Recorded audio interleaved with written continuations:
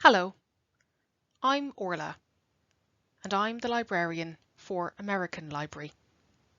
Memorial to the 2nd Air Division, 8th Air Force, United States Army Air Forces. We are a public library and war memorial commemorating the nearly 7,000 members of the 2nd Air Division who were killed while flying from bases in East Anglia during World War II.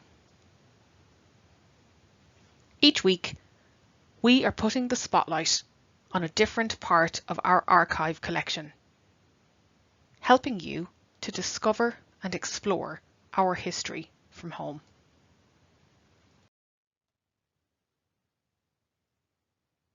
Do you recognise this face? Many of you will. James Maitland Stewart. Later, Brigadier General James Stewart.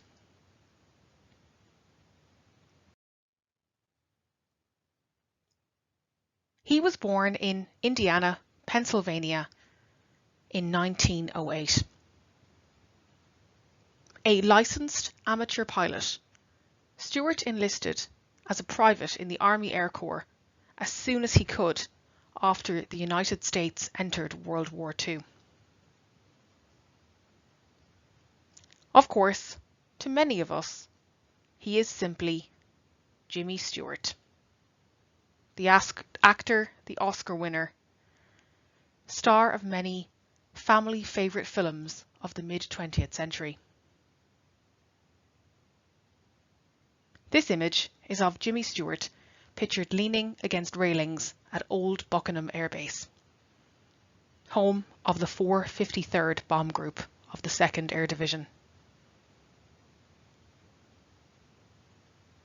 Jimmy Stewart arrived in England in November 1943. He flew out of Old Buckenham and Tibenham before serving as a staff officer at the 2nd Air Division headquarters, which by then was at Ketteringham Hall.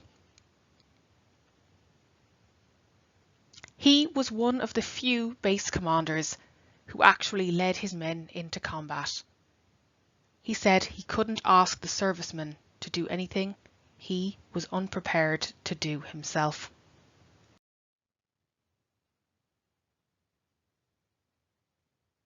The only Academy Award winner to have seen active duty for his country, Jimmy Stewart was known as the Tall Drawl for his distinctive voice and stance.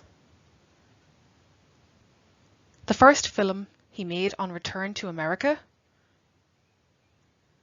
featured a decorated American flyer wearing the uniform of the Mighty 8th.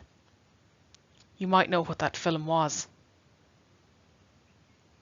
A Wonderful Life. He returned to England and Norfolk on many occasions over the years. In this photograph, Jimmy Stewart is pictured with Staff Sergeant Irving Scherfler and an unknown woman. If you recognise the lady in the photo, do let us know.